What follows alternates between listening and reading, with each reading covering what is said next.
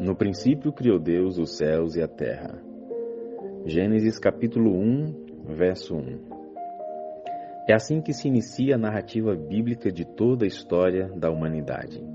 Deus criando todas as coisas pelo seu poder criativo. Inclusive, esse é o atributo que separa Deus de todas as outras coisas. Deus é o Criador e tudo o que existe é uma criação ou uma criatura de Deus. Estamos iniciando o ano de 2024 e esse texto ele tem tudo a ver com esse momento que nós estamos vivendo. Isso porque, com certeza, em algum momento no ano passado, especialmente no mês de dezembro, você já deve ter feito as suas avaliações, as suas anotações, as suas metas que foram cumpridas, as que não foram alcançadas, e já fez uma projeção para esse novo ano. É natural que todos nós façamos isso. Afinal de contas, precisamos de planos, de projetos, de ideias para ter uma direção a ser seguida. Agora, diante de todas as anotações feitas para esse ano de 2024, tudo aquilo que você quer conquistar, todas as coisas que você quer realizar, aquilo que você quer se tornar, você já deixou que Deus crie essas coisas para você? É isso mesmo. Quando nós olhamos no Antigo Testamento, nós vemos Deus com uma tremenda atuação ao longo da história do seu povo. Nas batalhas, no templo, no santuário e em vários momentos, Deus dá exatamente as diretrizes corretas para que os seus filhos façam de acordo com aquilo que Ele planejou, de acordo com aquilo que Ele sonhou. E ao eles obedecerem irrestritamente essas orientações de Deus, todas as coisas saem perfeitamente no seu lugar. Muitas vezes nós nos estribamos no nosso próprio pensamento e pensamos que a nossa forma de fazer vai ser a melhor. Mas sabe, você gostaria de experimentar um ano diferente? Você gostaria de ter experiências diferentes em 2024? Então faça o seguinte, faça alguns planos, mas deixe que Deus crie essa realidade para você, porque Ele pode criar perfeito todas as coisas.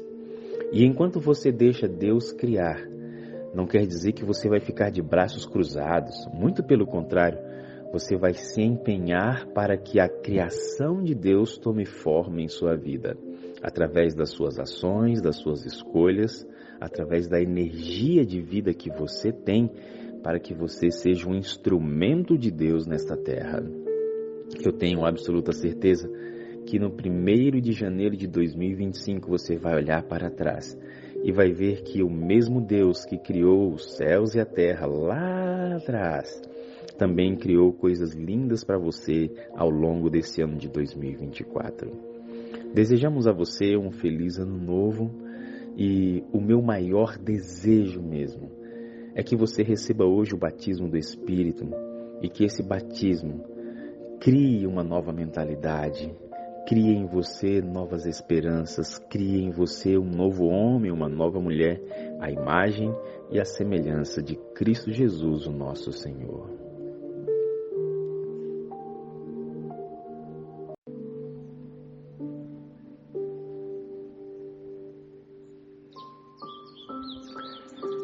Criou, pois, o homem à sua imagem, a imagem de Deus o criou, homem e mulher os criou. E Deus os abençoou e lhes disse, sede fecundos, multiplicai-vos, enchei a terra e sujeitai-a, dominai sobre os peixes do mar, sobre as aves do céu e sobre todo animal que rasteja pela terra. Gênesis capítulo 1, versos 27 e 28. Existem muitas teorias que tentam negar o processo criativo do ser humano pelas mãos de um Deus. O mundo tem tentado de muitas formas negar a existência de Deus e a sua ação soberana diante da realidade da humanidade. O problema é que todas essas teorias que tentam negar a existência de Deus também não conseguem dar um forte e firme fundamento quando o ser humano está enfrentando as grandes crises existenciais da vida. Você e eu podemos olhar para a palavra de Deus com esperança, fé e segurança, diante da afirmação de que no princípio Deus apenas não criou os céus, a terra e tudo que nele existe, mas também, de forma única e especial, cheia de terno amor e cuidado, criou você e a mim. Olhar para a criação e ver nela as digitais de Deus muda toda a nossa perspectiva, não apenas em relação ao passado, ao presente, mas principalmente em relação ao nosso futuro. Porque se tiramos Deus dessa equação, o que nos resta? Resta apenas a dúvida e a interrogação enorme sobre como será o amanhã. E se o presente já não está bom, imagine um amanhã sem esperança e sem Deus. É desesperador. Mas quando olhamos o fato de que Deus foi aquele que nos criou, a sua imagem e a sua semelhança, isso revela que nós não estamos aqui por acaso, nós não viemos do nada e mais do que isso, nós temos um lugar para onde ir. Viemos das mãos de um Deus Criador e para ela retornaremos. Deus, Ele criou você de uma forma única e especial. Todos os outros seres foram criados a partir da palavra de Deus. Todas as plantas, todos os ecossistemas foram criados a partir da palavra de Deus. Mas, quando Deus decidiu criar você, Ele decidiu se envolver intimamente e modelou um boneco de barro e soprou em suas narinas o fôlego de vida. A vida que você e eu temos, ela deriva do amor e da graça infinitas de um Deus que nos ama.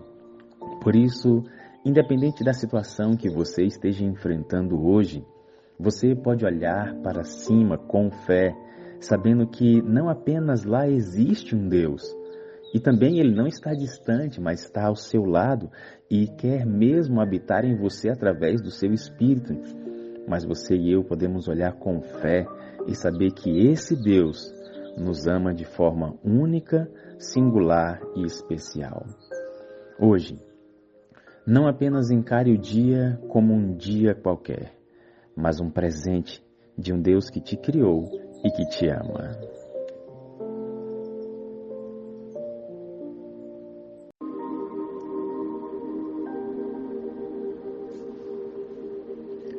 E formou o Senhor Deus o homem do pó da terra, e soprou-lhes nas narinas o fôlego de vida, e o homem passou a ser um ser vivente.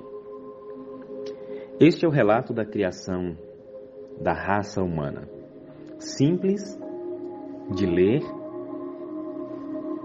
para muitos um grande desafio em aceitar. Afinal de contas, Satanás tem ao longo dos anos, ao longo dos séculos, aos milênios, trabalhado a ideia de desconstruir um Deus de amor, um Deus criador. Muitas filosofias surgiram, muitas teorias surgiram, inclusive são até ensinados hoje nas academias e discutidos nos palcos das universidades mundiais sobre a origem do ser humano. Alguns acreditam que viemos de uma explosão, outros que viemos do macaco, que evoluímos aos bilhões e bilhões de anos até chegarmos onde estamos. Nós acreditamos na criação vinda de um design inteligente, que é exatamente o nosso Deus. Não importa qual seja a linha de pensamento, para todas elas existe a necessidade de fé. Isso porque ninguém estava lá no momento da criação. Por isso, nós precisamos ter fé na palavra de que de fato é assim como o Senhor disse. Assim como aqueles que acreditam em outras teorias, precisam ter fé nessa teoria, até porque eles não vão conseguir provar a evidência dessa teoria. Agora, quando você e eu olhamos que viemos das mãos de um Deus Criador, isso muda toda a perspectiva de nossa vida. Isso porque sabemos de onde viemos, aonde estamos e para onde vamos. E estas são as 3 principais perguntas filosóficas que inquietam a mente de todo ser humano. Porque se o ser humano não acredita na criação, não acredita na existência do pecado, não acredita na redenção, ele fica em busca de algo que possa sustentar ou responder esses questionamentos. Por que eu estou aqui? Qual é o propósito da minha vida? E para onde eu vou? O que existe depois da morte? Agora, quando você e eu olhamos e acreditamos que viemos das mãos de Deus, todas essas respostas, elas são automaticamente preenchidas quando olhamos que Deus nos criou, que estamos temporariamente aqui por conta do pecado, mas que, pela graça de Cristo, iremos para a eternidade. Veja, que o Senhor nos faz do pó da terra e sopra o fôlego de vida que existe nele, que deriva de Deus para a nossa vida. Isso para a gente traz uma lição muito importante, é exatamente nesse ambiente que eu quero concluir a nossa reflexão. Você precisa diariamente do fôlego divino na sua vida. Clame pelo sopro do Espírito. Peça ao Senhor todos os dias que sopre sobre você, renovando as suas células, renovando a sua mente, renovando a sua fé, renovando a sua esperança.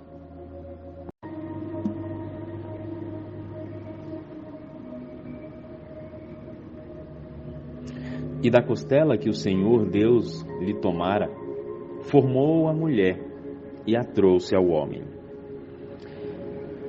O relato de Gênesis nos mostra que Deus criou todas as coisas em perfeita sincronia e harmonia.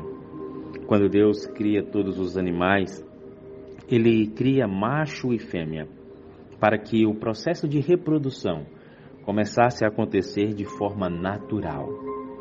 Após Adão dar nome a todos os seres vivos, o Senhor faz com que ele entre em pesado sono e faz a primeira cirurgia, tirando uma das costelas e transformando essa costela em uma mulher, Eva, mãe de todas as mulheres, mãe de todos os homens. Ali estava feito o primeiro casal. Deus celebra o primeiro casamento e assim todos nós somos descendentes de Adão, descendentes de Eva. Todos nós, em essência primária, somos irmãos. Nós somos irmãos. Chineses, africanos, europeus, australianos, americanos, brasileiros, não importa qual seja a nacionalidade, nós derivamos de Adão e Eva. Agora, dentro desta linha de pensamento, eu gostaria de frisar algo que tem sido, infelizmente, muito atacado por Satanás nos últimos anos. Satanás construiu muitas filosofias, muitas ideias, e com isso ele vai cada vez mais enfraquecendo a forma de acreditar nas Escrituras. O homem, quando é deixado a seguir os seus próprios caminhos, a seguir a sua própria inclinação pecaminosa, ele sempre vai procurar ambientes que, em primeira instância, negam a existência de Deus, depois atacam as orientações de Deus e, terceiro, degradam a criação de Deus. Então, uma dessas linhas de pensamento que nós encontramos hoje de forma muito fácil ao nosso redor é a ideologia de gênero, onde a pessoa pode decidir ser aquilo que ela quer ser, independente dela ter sido criada, formada como um homem ou como uma mulher, um menino ou uma menina. E aqui reside um problema extremamente delicado, porque a ideologia de gênero ela é baseada simplesmente nas emoções, naquilo que eu sinto, E quando o ser humano está sujeito à mentalidade secular, guiado pelo espírito maligno, tudo que ele irá sentir são coisas negativas. E é impossível uma mente que esteja alinhada, guiada, tomada, submersa no Espírito Santo, pensar que ela é alguma coisa diferente daquilo que Deus a criou para ser. E o problema do pensamento é que cada um pode se sentir como deseja. E quando nós negamos a existência da Bíblia, a existência de Deus e o propósito da criação, fica exatamente uma lacuna, um abismo aberto para que o ser humano pense qualquer coisa.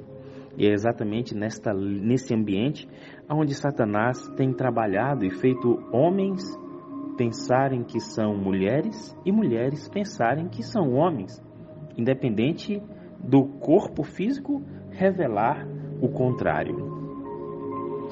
Nós precisamos continuar amando todas as pessoas que pensam de forma diferente, mas não podemos compactuar com o pensamento que é equivocado e contrário à luz das Escrituras. E eu compreendo que cada pai, cada mãe, cada adulto tem uma responsabilidade muito grande na formação da mentalidade das futuras crianças. Exatamente isso. Porque quando nós olhamos as Escrituras, Deus forma homem e forma mulher. Este é assim o primeiro casal, e este sempre será o propósito de Deus para a humanidade.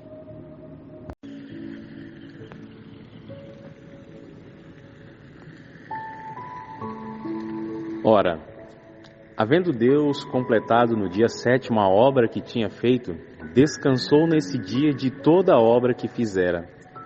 Abençoou Deus o 7º dia e o santificou, porque nele descansou de toda a sua obra que criara e fizera. Gênesis capítulo 2, verso 2 e 3. Esse é o relato da criação do sábado. Jesus disse que o sábado foi feito por causa do homem e não o homem por causa do sábado. Após ter criado todas as coisas, o Senhor celebra a sua criação com um dia de repouso, um dia de descanso, um dia santo e separado para a restauração física, emocional e espiritual do homem. Muitas vezes, hoje, as pessoas têm olhado o sábado como um dia normal, ou que o sábado da criação ele pode ser tirado ou descansado em qualquer um dos outros 6 dias da semana. Mas nós encontramos em Êxodo capítulo 20, falando que o 7º dia é o sábado do Senhor teu Deus. Então, podem passar anos, podem mudar o calendário. O 7º dia, ele sempre será o sábado, assim como foi na primeira semana da humanidade. Agora, por que Deus escolheria um dia específico? Vale ressaltar que nós não podemos simplesmente viver os outros 6 dias da semana como queremos e no 7º dia dedicá-lo ao Senhor. Essa não é a visão de Deus. A visão de Deus é que todos os 7 dias da semana sejam dias onde você e eu temos uma comunhão, tenhamos um comportamento, uma atitude, um estilo de vida que o agrade. Agora, no sábado, esse é um dia de desfrute, é um dia de deleite.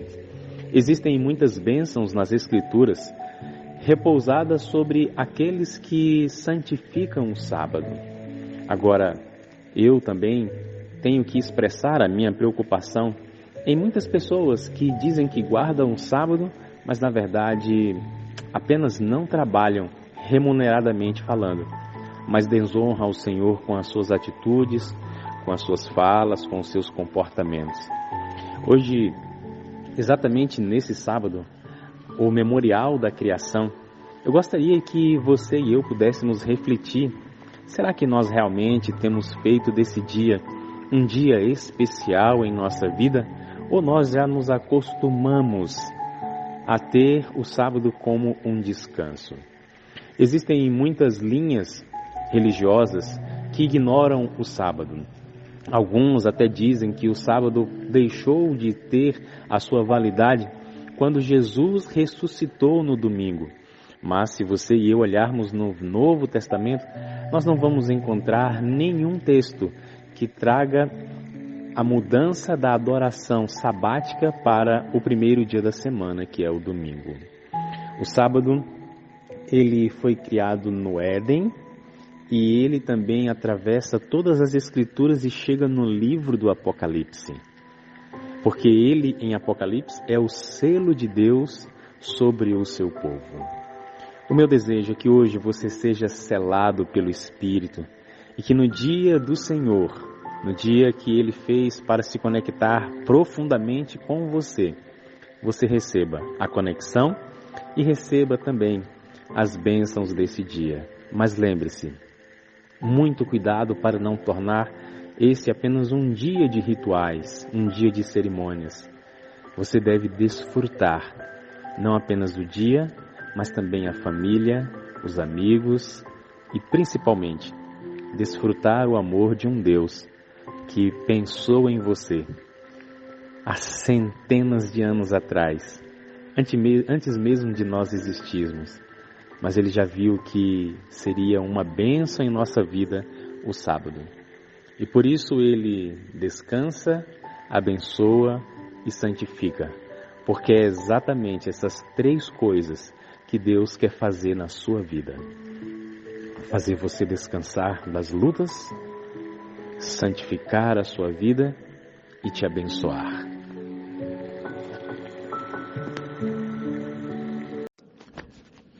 Ora, a serpente era o mais astuto de todos os animais do campo que o Senhor tinha criado. E esta disse à mulher: é assim que Deus disse: não comereis de toda a árvore do jardim? O título da nossa reflexão de hoje é o diálogo sombrio. Isso porque em algum momento depois da criação, depois de Deus ter colocado Adão e Eva no jardim e dado todas as orientações para que eles começassem a desfrutar toda a felicidade que Deus havia planejado e sonhado para eles, de alguma forma, eles estavam distantes um do outro e agora Eva estava passeando próximo à árvore do conhecimento do bem e do mal. Este era o único lugar em toda a criação que Satanás poderia exercer a maior de suas tentações, o maior dos seus enganos para a raça humana. E de uma forma que muitas vezes nos faltam palavras para poder descrever, Eva estava nesse lugar e começa um diálogo com Satanás.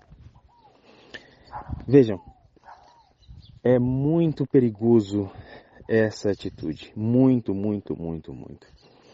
A palavra de Deus diz que você e eu devemos resistir ao diabo. A palavra de Deus diz que você e eu não precisamos entrar em diálogo, em uma conversa com ele. Quando você e eu recordamos os vários momentos em que Cristo expulsou demônios de pessoas que estavam possessas, você pode observar que, por várias vezes, os demônios tentam criar um diálogo com Cristo. E Cristo automaticamente os repreende e manda que fiquem calados. Isso porque não há nenhuma conexão entre a luz e as trevas. Hoje, infelizmente, existem algumas denominações que brincam com o inimigo dentro de seus templos. Conversam com o inimigo, perguntam coisas para depois dizerem que estão expulsando.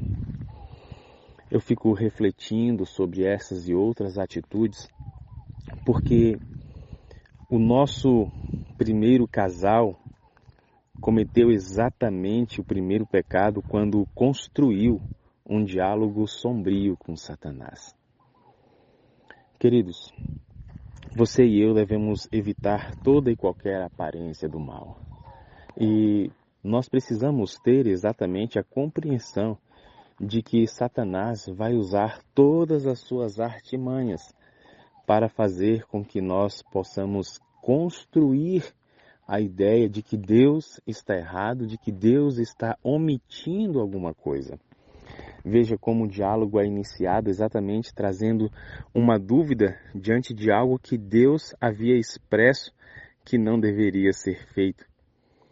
E Satanás, ele usa exatamente as lacunas da verdade para construir a curiosidade na mente humana. Essa curiosidade, por vez sendo dado vazão, ela acaba colocando o homem contra si mesmo e contra Deus. É assim que Deus disse: não comereis de nenhum fruto. Deus não disse isso. Só que o que o inimigo queria era simplesmente uma brecha para iniciar um diálogo com Eva. E nós estamos aqui agora como resultado de uma simples conversa que aparentemente seria inofensiva para Eva, mas que foi o início de uma grande armadilha de Satanás. Sabe o que eu quero dizer com isso para todos nós nesta manhã? Cuidado com aquilo que parece simples, com aquilo que parece inofensivo, porque pode ser o início de um diálogo com o inimigo. E todo diálogo que o inimigo começa com o ser humano, o fim dele é um fim de morte. Evite toda e qualquer aparência do mal. Evite todo e qualquer início de conversa com o inimigo. Porque, como disse Jesus, não há nenhuma união entre a luz e as trevas.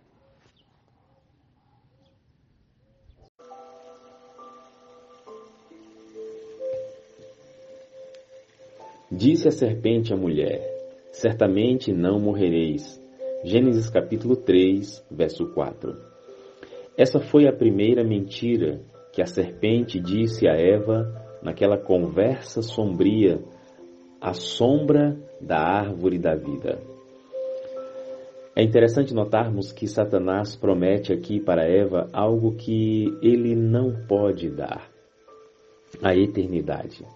Isso porque somente Deus é eterno, porque somente Deus é vida.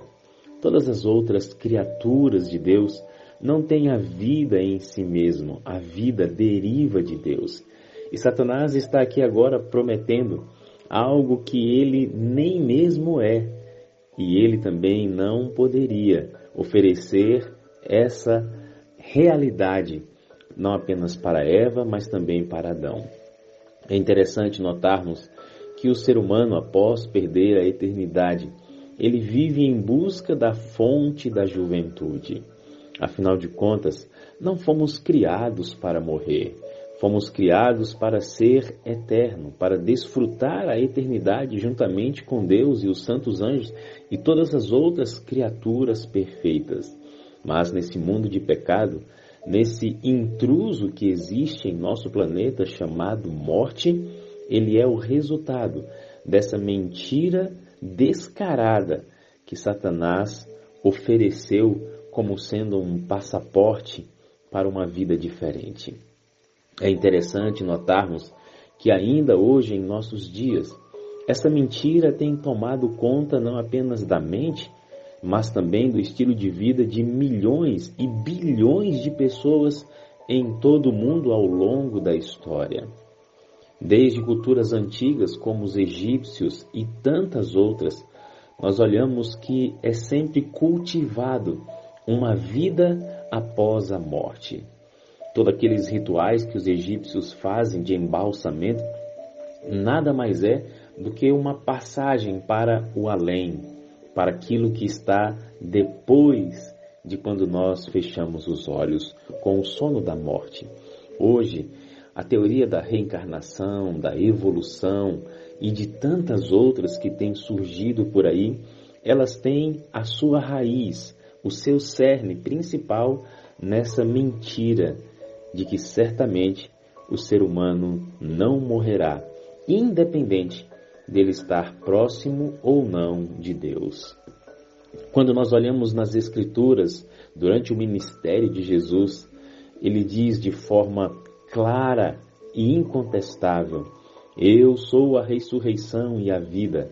Aquele que crê em mim, ainda que morra, viverá. Jesus, ele é a vida. Deus, ele é a vida. E não existe nenhuma outra forma do ser humano voltar a ser eterno. Não existe outro caminho que não passe pela pessoa maravilhosa de Jesus Cristo. Agora, o que é lindo nós olharmos nas Escrituras é que Jesus, ele não apenas diz que é a vida, mas ele também veio nos oferecer esta vida. Ele disse: eu vim para que vocês tenham vida, e vida em abundância. A mentira que Satanás contou para Eva e que arruinou toda a nossa história, Jesus vem e coloca a verdade sobre isso, porque Ele é a vida. E o desejo de Deus é que você e eu também tenhamos vida, não apenas nesse mundo, mas a vida eterna. Por isso hoje, querido amigo, querida amiga que me escuta, o meu apelo especial para você é: deixe a vida verdadeira, que é Jesus Cristo, estar em você. E que você, movido pelo Espírito, aceite o sacrifício de Cristo, expiatório pelo seu pecado, para que através deste sacrifício e da atuação do Espírito, você e eu possamos estar andando em novidade de vida, já desfrutando do início da eternidade aqui nessa terra, mas nos preparando para a imortalidade com Deus nas mansões celestiais.